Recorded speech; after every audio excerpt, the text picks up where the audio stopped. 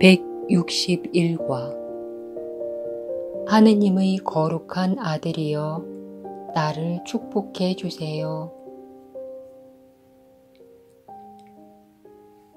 오늘 우리는 이전과 다르게 연습한다. 그리고 우리의 두려움이 사라져 사랑에게 머물 자리를 제공할 수 있도록 분노에 반하는 입장을 취한다. 우리가 오늘의 아이디어를 연습하는 이 단순한 말에 구원이 있다. 이것은 유혹에 대한 답으로서 두려움과 분노가 지배하던 곳에 그리스도를 틀림없이 맞아들일 것이다. 여기에서 속죄가 완성되고 세상이 안전하게 지나가 버려 이제 천국이 회복된다. 여기에 하느님의 음성이 주는 답이 있다. 완전한 추상은 마음의 자연스러운 상태다. 하지만 지금 마음의 일부는 자연스럽지 않다. 그 부분은 모든 것을 하나라고 보지 않는다. 그 부분은 대신에 전체의 조각들만 본다. 내가 보는 불완전한 세상을 지어낼 수 있는 길은 그것밖에 없기 때문이다. 모든 봄의 목적은 내가 보고 싶어 하는 것을 보여주는 것뿐이다. 모든 듣기는 단지 너희 마음이 듣고 싶어 하는 소리를 가져다 줄 뿐이다. 이와 같이 구체적인 것들이 만들어졌다. 이제 구체적인 것들이야말로 우리가 연습에 사용해야 하는 것이다. 우리는 그것들을 성령께 드려 우리가 그것들에 부여한 것과 다른 목적을 위해 사용하게 한다. 하지만 성령은 우리를 다른 관점에서 가르치기 위해 단지 우리가 만든 것만을 사용할 수 있다. 그 결과 우리는 모든 것 안에서 다른 용도를 볼 수 있게 된다. 한 형제가 모든 형제들이다. 각각의 마음에는 모든 마음들이 들어있다. 그들은 모두 하나이기 때문이다. 이러한 것이 진리이다. 하지만 이러한 생각이 창조의 의미를 분명히 밝혀주는가? 이 말이 너에게 완벽한 명료함을 가져다 주는가? 그것은 어쩌면 듣기 좋을 수는 있지만 공허한 소리로 들릴 수밖에 없지 않겠는가? 정서적으로는 맞을지 모르지만 근본적으로는 이해되지도 이해될 수도 없는 것 아니겠는가? 구체적으로 생각하도록 자기 자신을 가르친 마음은 더 이상 모든 것을 포괄한다는 의미에서의 추상을 이해하지 못한다. 우리는 많이 배우기 위해 조금만 봐야 한다. 우리의 자유를 제한하고 우리를 고통에 시달리게 하며 마침내 우리의 목숨을 끊어버리는 것은 바로 우리의 몸인 것 같다. 하지만 몸은 두려움의 구체적인 형식에 대한 상징일 뿐이다. 상징이 없는 두려움은 어떤 반응도 불러일으키지 않는다. 상징은 의미 없는 것을 나타낼 수 있기 때문이다.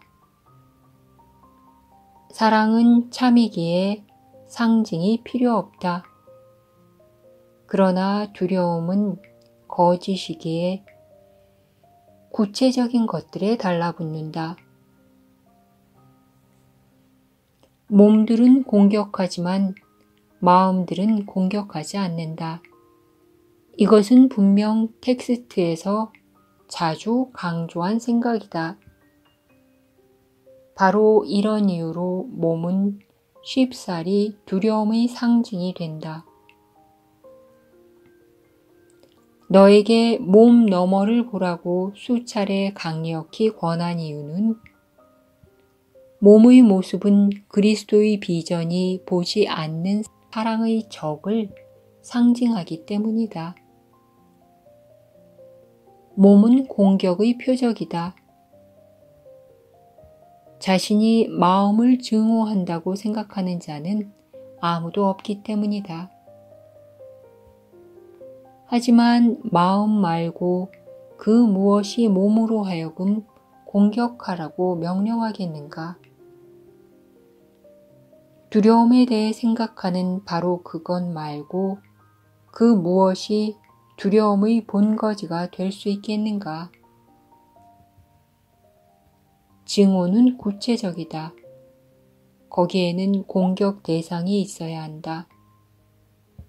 만지고 보고 듣고 결국에는 죽일 수 있는 형식으로 지각되는 어떤 적이 있어야 한다.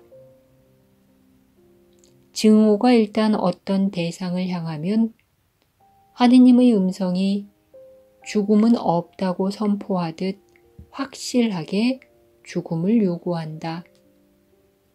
두려움은 만족할 줄 모르며 눈에 띄는 것은 무엇이든 집어삼키고 모든 것에서 자기 자신을 보며 자신에게 돌아서 파괴하려는 충동에 시달릴 수밖에 없다.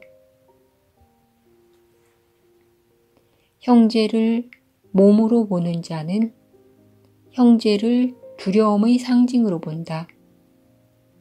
따라서 그는 공격할 것이다. 그는 자신의 밖에 있으면서 언제든 자신을 공격해 다시 자신과 결합하려고 울부짖는 자신의 두려움을 보고 있기 때문이다. 투사된 두려움이 나올 수밖에 없는 분노의 강도를 오판하지 말라. 그것은 분노 속에 악을 쓰면서 자신을 만든 자를 찾아가 개걸스럽게 먹어치울 수 있다는 광적인 희망을 품고 허공을 핥힌다. 몸의 눈은 내 형제에게서 이러한 모습을 본다. 하지만 그는 천국이 소중히 여기고 천사들이 사랑하며 하느님이 완벽하게 창조하신 자다.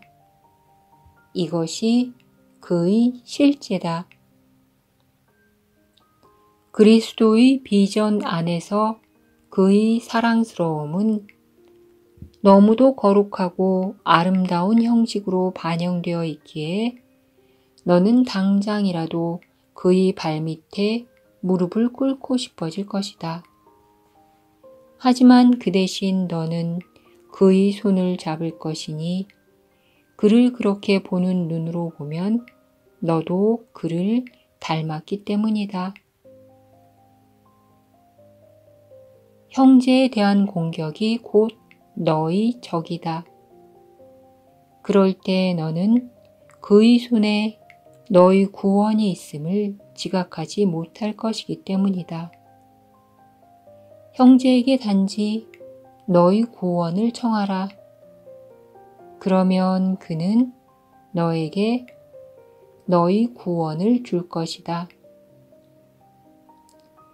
그에게 너의 두려움의 상징이 되어달라고 청하지 말라. 너는 사랑에게 사랑 자신을 파괴하라고 요구하려는가?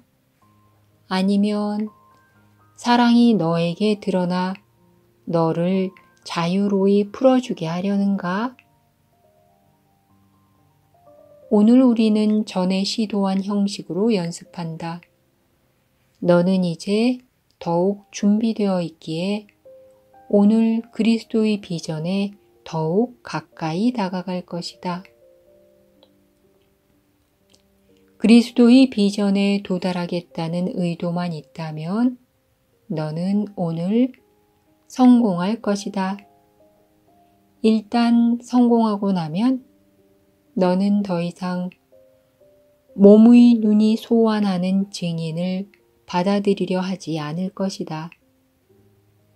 내가 비전을 통해 보게 될 것은 너에게 태고적 노래를 불러줄 것이며 너는 그것을 기억할 것이다. 너는 천국에서 잊히지 않았다. 이제 천국을 기억하지 않으려는가? 다른 형제들의 상징인 한 형제를 골라서 그에게 구원을 청하라. 먼저 그를 너에게 익숙한 형식으로 가능한 한 분명하게 보라. 그의 얼굴, 손과 발, 옷을 보라. 그가 웃는 것을 보고 자주 취하는 익숙한 몸짓을 보라. 그런 다음 지금 내가 보는 모습은 너의 모든 죄를 용서할 수 있는 자의 모습을 너에게 감춘다는 것을 생각해 보라. 그의 신성한 손은 너의 손에 박힌 못을 빼낼 수 있고 내가 자신의 피 흘리는 머리에 씌운 가시관을 벗겨줄 수 있다.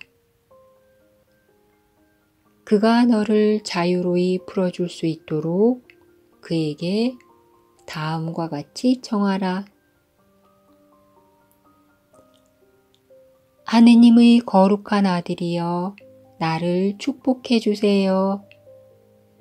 나는 그리스도의 눈으로 당신을 보고 당신 안에서 나의 완벽한 죄 없음을 보고자 합니다. 그러면 너의 요청을 받은 성령이 응답할 것이다. 그는 내 안에서 하느님의 음성을 듣고는 너 자신의 음성으로 응답할 것이기 때문이다.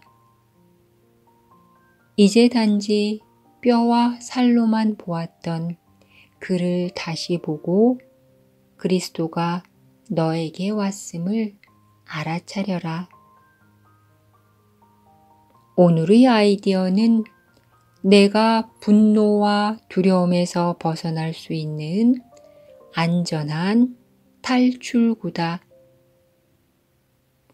어떤 형제를 공격하고 그에게서 내 두려움의 상징을 지각하려는 유혹을 받거든 잊지 말고 이 아이디어를 즉시 사용하라. 그러면 너는 그가 갑자기 적에서 구세주로, 악마에서 그리스도로 변형되는 것을 보리라.